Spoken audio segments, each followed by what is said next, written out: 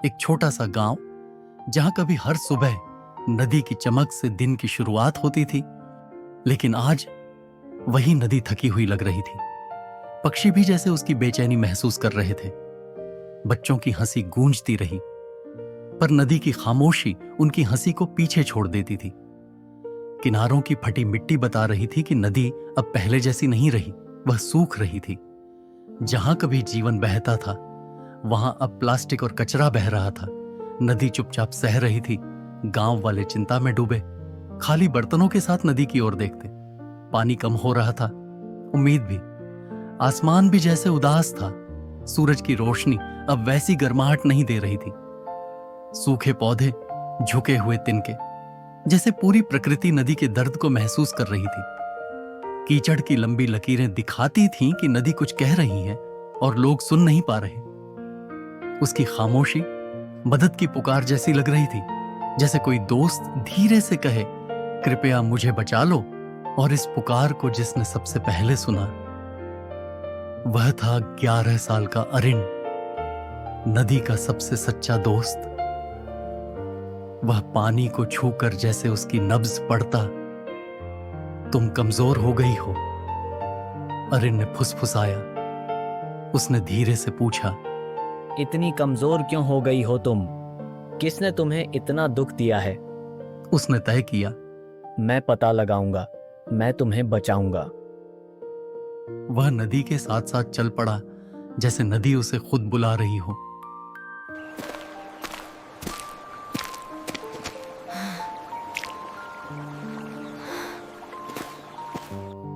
कचरा देखकर वह बोला, लोग ऐसा कैसे कर सकते हैं? नदी के पास एक मरी हुई मछली पड़ी हुई थी।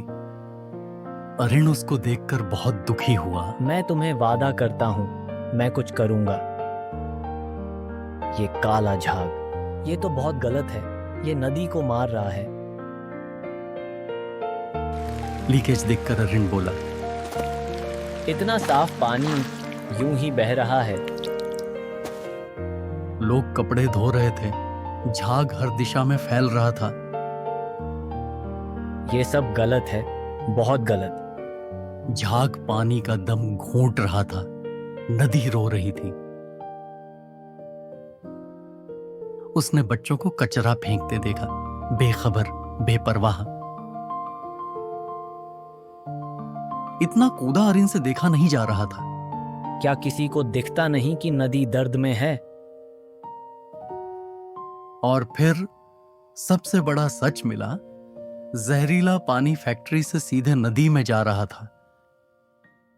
धुआं और जहर दोनों नदी की जान ले रहे थे। अरिन टूटा हुआ बोला, नदी खुद नहीं मर रही, हम उसे मार रहे हैं। किसानों को पानी बर्बाद करते देखकर उसने कहा, ये पानी नदी का है, इसे मत गंवाओ। टूटी पाइपों को देखकर वह समझ गया, नुकसान बहुत बड़ा है। उसने हर बात कॉपी में लिखी, सबूत इकट्ठा करना था। मुझे नहीं पता कैसे, पर मैं ये बदलूंगा। घर लौटते हुए उसे लगा नदी उसके पीछे पीछे रो रही है।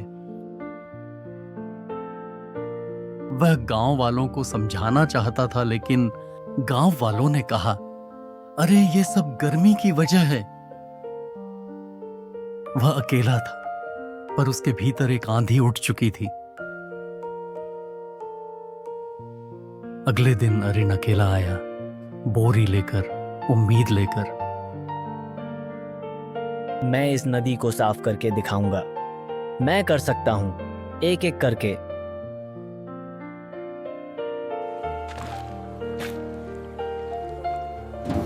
तुम्हारे लिए नदी, मैं रुकूंगा नहीं।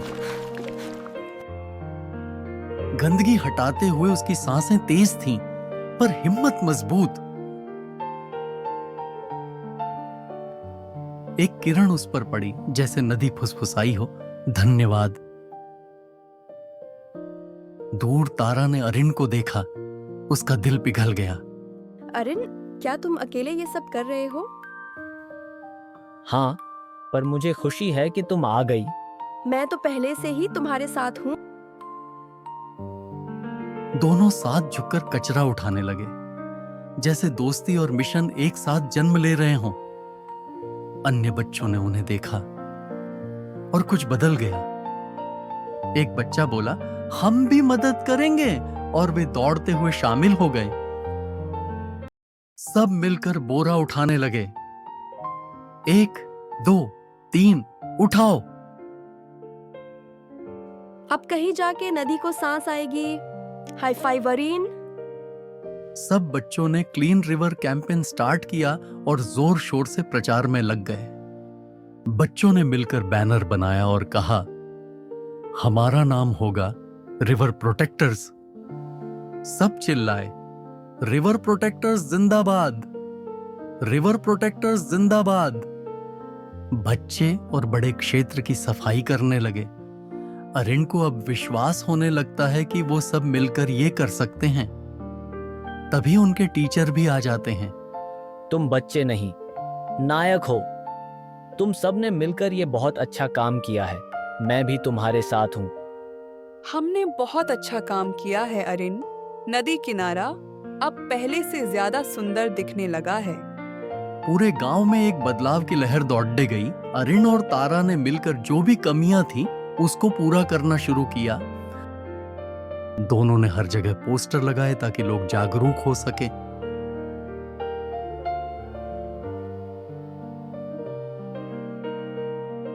नदी हमारी है, हम ही बचाएंगे। दोनों मिलकर नदी के ऊपर एक जाल लगा देते हैं। अब कोई कचरा आगे नहीं जाएगा। देखो, हमने नदी से कितना कचरा निकाला है। इसको हम रिसाइकल बिन में डालेंगे। नदी साफ होने की बात प्रिंसिपल मैडम तक पहुंचती है। मुझे तुम दोनों पर गर्व है अरिन और तारा। तुमने इस गांव को नया जीवन दान दिया है। मुझे अपनी आंखों पर विश्वास नहीं हो रहा। कितनी साफ हो गई है ये नदी। शुक्रिया बच्चों। सारी प्रॉब्लम्स ऑलमोस्ट सॉल्व हो गई थी, लेकिन फैक्ट्री का गंदा पानी अभी भी नदी में जा रहा था। बच्चे फैक्ट्री के सामने प्रोटेस्ट करने लगे कि नदी को गंदा मत करो। बच्चों का प्रोटेस्ट देखकर जिले के नेता भी आ गए। बच्चों ने उनको एक पिटीशन दी जिसमें साफ लिखा था कि फैक्ट्री के गंदे पानी से नदी खराब हो रही है। जांच में पाया गया कि बच्चे सही बोल रहे हैं। गंदे पानी का पाइप तुरंत बंद कर दिया गया और बच्चे चिल्लाए, हम जीत गए। नदी अब सुरक्षित है।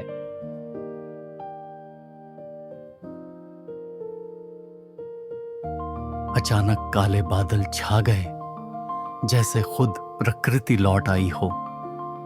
बारिश गिरते ही अरिन बोला, तारा, देखो, नदी जाग रही है। हाँ अरिन, ये तो जादू है। गांव वाले नाचने लगे। नदी फिर से जिंदा थी। इस तरह एक छोटे से बच्चे ने पूरे गांव की सोच बदल दी और नदी ने दुनिया को एक सीख दी। अगर एक बच्चा नदी बचा सकता है तो हम सब मिलकर धरती बचा सकते हैं।